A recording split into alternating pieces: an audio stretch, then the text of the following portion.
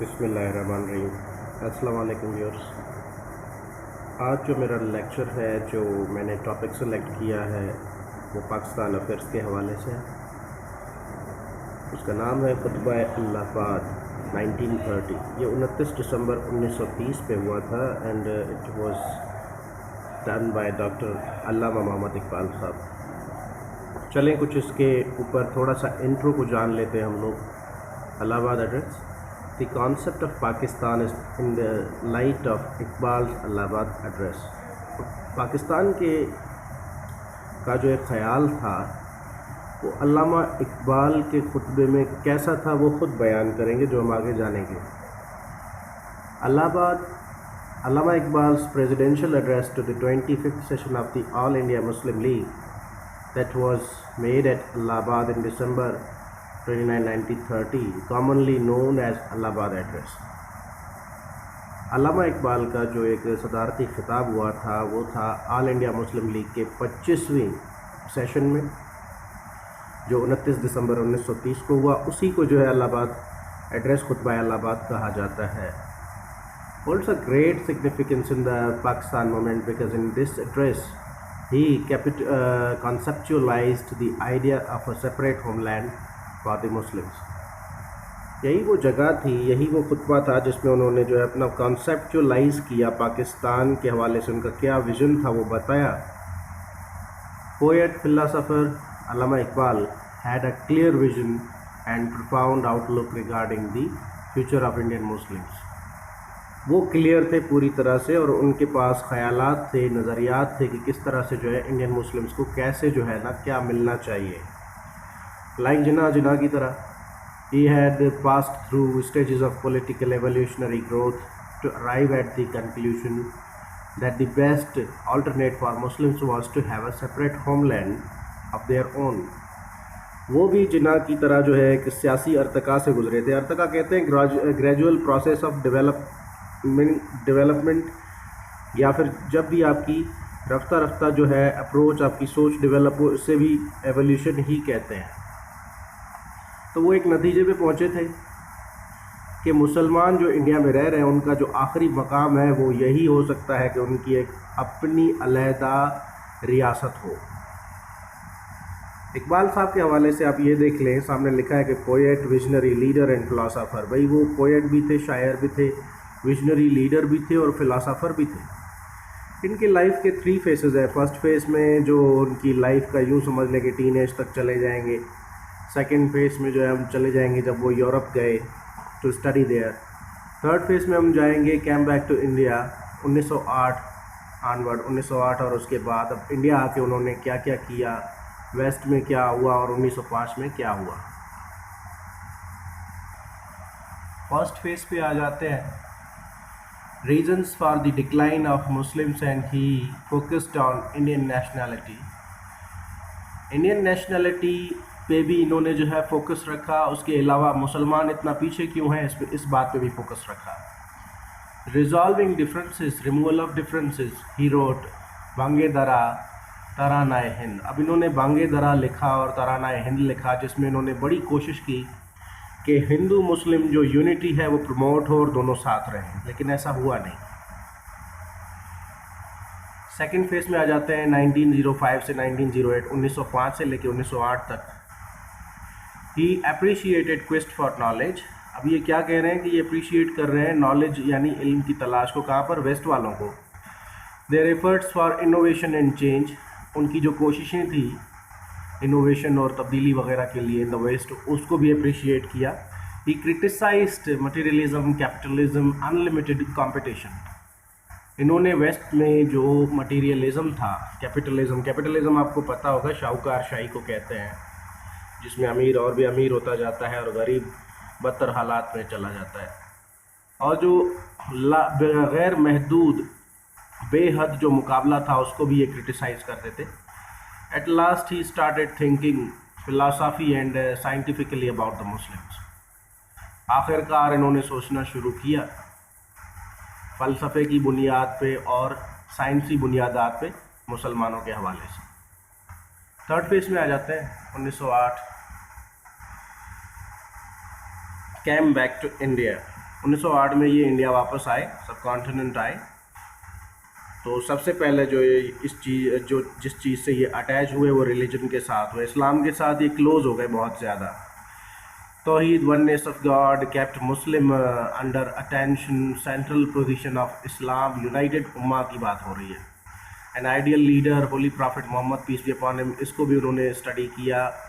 Dealt with constitutional and political issues in India, अब कानूनी और सियासी जो मामला थे उनके साथ भी इन्होंने डील किया। 1922 में ही was given the title sir, 1922 में इनको सर का खिताब दिया गया।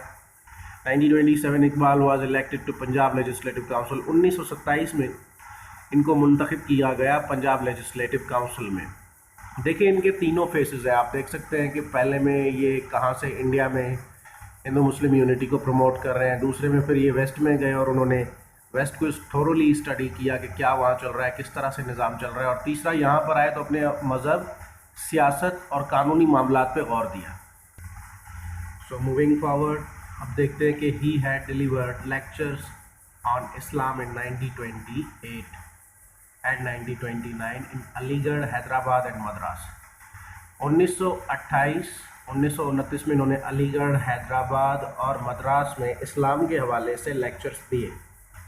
Address focused on the below mentioned, अब जो नीचे दिए गए हैं मैंने दिए हैं कुछ पॉइंट्स, एड्रेस में वो चीज़ें फोकस में रखी गई थी। दिसंबर 29, 1930, first condition and problems of Muslims, मुसलमानों की हालत और उनके मामलात, मसाइलात, मसले जो होते हैं वो।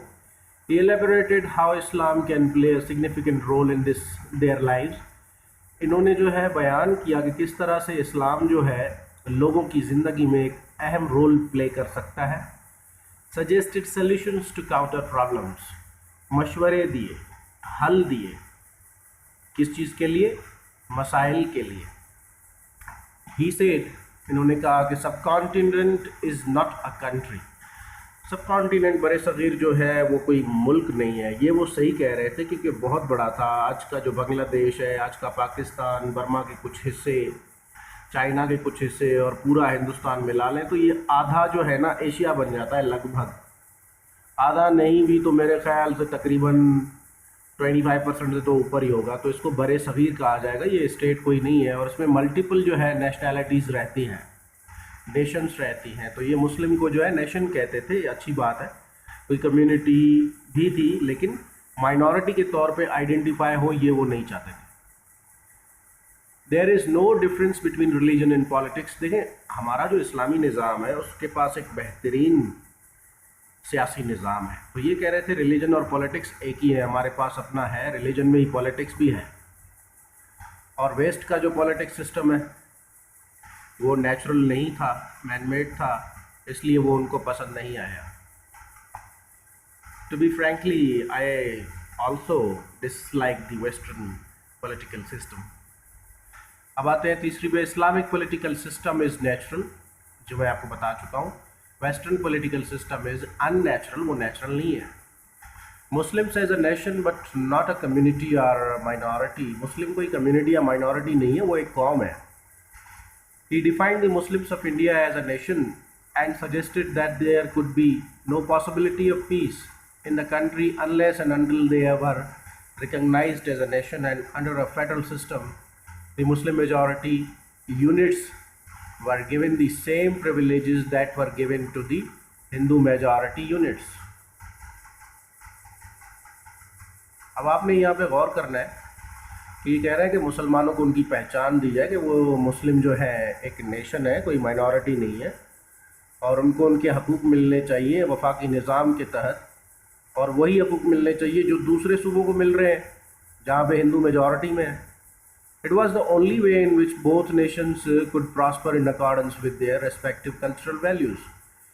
यही एक तरीका है कि जिससे दोनों कौम जो है अलग-अलग अपने कल्चरल वैल्यूज़ के साथ खुशी से रह सकती है, इसके अलावा और कोई वे आउट नहीं है।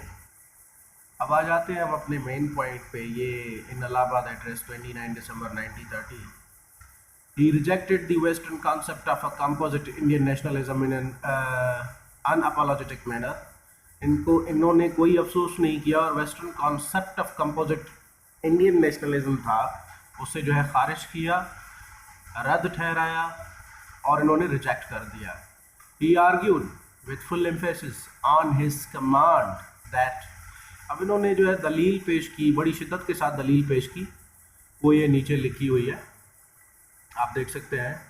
यही दलील बड़ी ज़बरदस्त है, यही है जिसमें हमने शुरू में पढ़ा था कि he conceptualised the separate homeland, वो यही है। I would like to see the Punjab north west frontier, जिसे केपीके कहते हैं, Sindh and Balochistan amalgamated into a single state. ये कह रहे हैं कि मैं चाहता हूँ कि पंजाब, NWFP केपीके, सिंध और बलूचिस्तान जो है ये मिलाकर एक अलहदा रियासत बने फॉर ओनली मुस्लिम्स, मुस्लिम्स के लिए। I therefore demand the formation of a consolidated Muslim state in the best interest of India and Islam. तो मैं डिमांड करता हूँ कि एक मजबूत मुसलमान रियासत बनाई जाए इंडिया और इस्लाम के बेहतरीन मुफाद में। यही तो होगा बेहतरीन मुफाद में, वरना तो हमेशा सिविल वॉर्स ही होते रहते। These words promoted for the first time from the platform of the Muslim League the idea of a separate Muslim state in the subcontinent। यही वो अल्फाज हैं जिन्होंने प्रमोट किया, किस आइडिया को प्रमोट किया कि मुसलमान हिंदुओं के साथ नहीं रहेंगे, उनको एक सेपरेट होमलैंड चाहिए जहां उनकी खुद की हुकूमत हो और वो अपनी they could have lead their life as they wanted, जिस तरह से वो चाहते थे उसी तरह से वो अपनी लाइफ जो है वो जी सकते हैं। अब MCQs में इलाहाबाद एड्रेस ऑन 29 दिसंबर 1930 आपने याद रखना है, ज़्यादा हो तो आप भी मुझे बता सकते हैं। और ये 25th सेशन में हुआ था, ऑल इंडिया मुस्लिम लीग के सेशन में। And last, before ending the topic, let's know about my analysis, what I am thinking about this. Let's start.